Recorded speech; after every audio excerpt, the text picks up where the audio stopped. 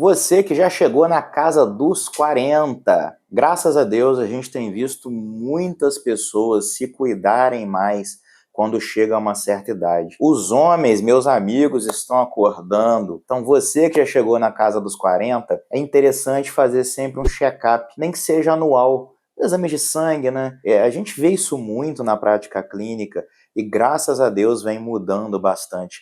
Eu costumava falar há um tempo atrás que os homens só buscam atendimento, só buscam médico quando fica impotente. Como dizem, né? Você aí, ô broxa, você tá impotente? Então você vai procurar o médico porque você falhou na hora H. Só que não é bem assim. Graças a Deus as pessoas têm se conscientizado.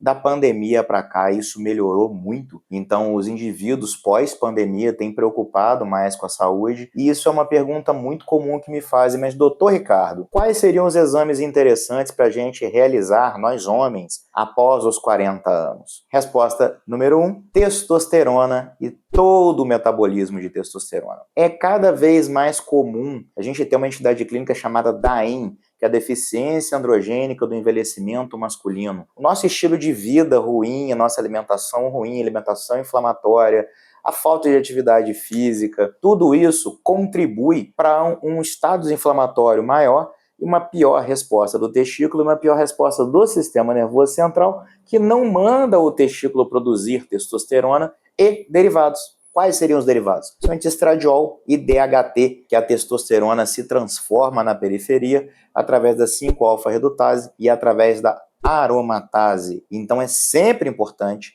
um homem, após os 40 anos, prioritariamente, fazer um painel hormonal. Eu tenho visto muito no consultório os homens com diagnóstico de depressão após essa faixa etária, que na verdade, nada mais é do que hipogonadismo, testosterona baixa. Já tirei alguns pacientes do antidepressivo com isso, com essa questão da reposição de testosterona. Então, colher FSH, LH, estradiol, DHT, testosterona total, testosterona livre e SHBG, que é o metabolismo da testosterona. Quer mais? Você tá gordinho ou tá magrinho? Não importa.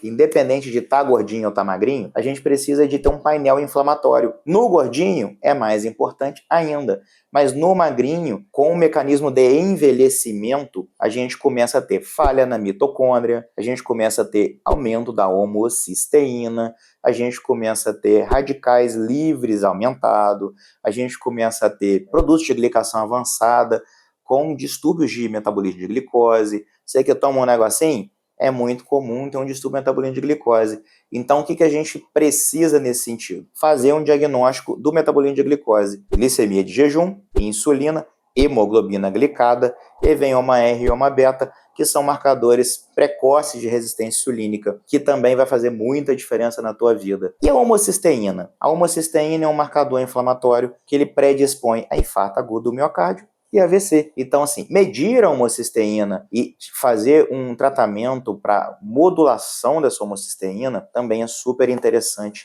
no envelhecimento. Algumas vitaminas e minerais, zinco, selênio, principalmente, magnésio. O magnésio hoje está muito em voga, é muito famoso. Só que assim, não adianta repor magnésio se o magnésio estiver alto. Então, pedir zinco, pedir selênio, pedir magnésio também é super interessante. Marcadores inflamatórios, quais outros?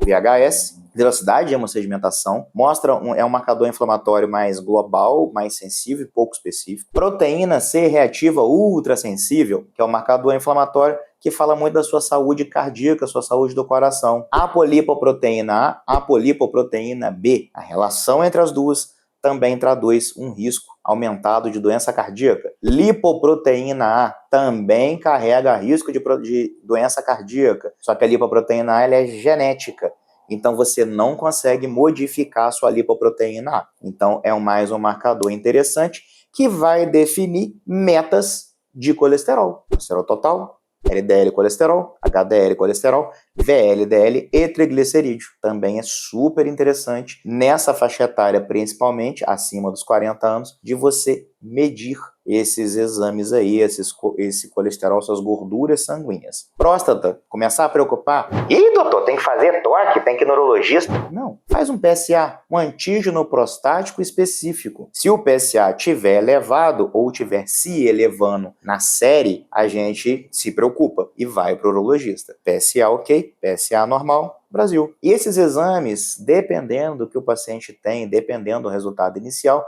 eles podem ser feitos anualmente. Se o indivíduo for fazer uma reposição de testosterona, pelo menos semestralmente. Se o indivíduo usar as paradinhas para ficar shapeado, trimestralmente. Então, cuide da sua saúde. Essa é uma triagem de exame laboratorial meio básica. Fora isso, tem o fígado, TJ, TGP, gama-GT, FA, proteínas totais e frações. O indivíduo que toma uma cervejinha pode ter uma gordurinha no fígado, tem distúrbio de glicose, tá gordinho, pode ter uma gordurinha no fígado. Gordurinha no fígado pode virar cirrose hepática e você perdeu o teu fígado. Presta atenção. Mas o que, doutor, que é importante? Você já falou de 500 mil exames aí, mas o básico funciona, né? B12, cognição, depressão, ânimo, fadiga, vitamina D. Eu moro em uma cidade de baixa insolação. Praticamente todo mundo tem vitamina D insuficiente. Fadiga, força, músculo, vitamina D relacionada. Sistema imunológico também, assim como o zinco, selênio, então também é uma boa de medir. Ferro, ferritina, tibic, saturação de transferrina. A ferritina mostra a inflamação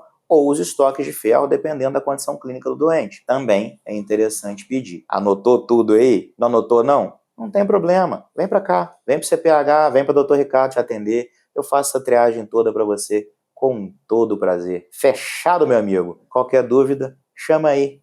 Tamo junto. Valeu.